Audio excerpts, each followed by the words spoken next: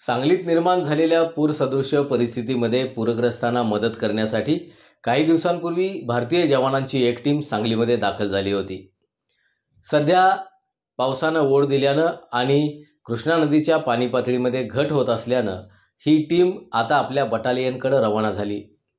आज जयश्री पाटील बहुउद्देशीय सेवाभावी संस्था संचलित आपुलकी रेस्क्यू टीमकडून या जवानांना राखी बांधून भावनिक अंतकरणानं निरोप देण्यात आलाय।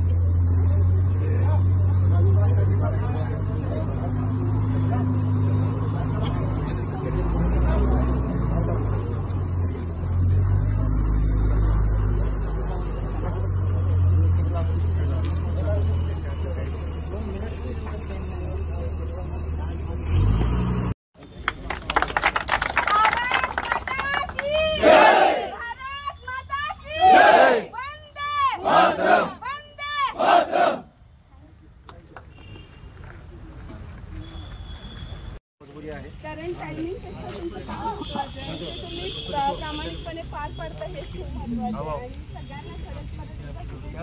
आणि प्रत्येक आपत्कालीन भागामध्ये जाऊन जाते तेव्हा स्वतःचीही काळजी घेणं खूप गरजेचं आहे। तुम्ही नक्कीच 100% काम करताय, पण आपल्या मागे तुमचीही फॅमिली आहे, तर स्वतःची सर्वांनी काळजी घ्यावी अशी मी विनंती करते तुम्हा सर्वांना।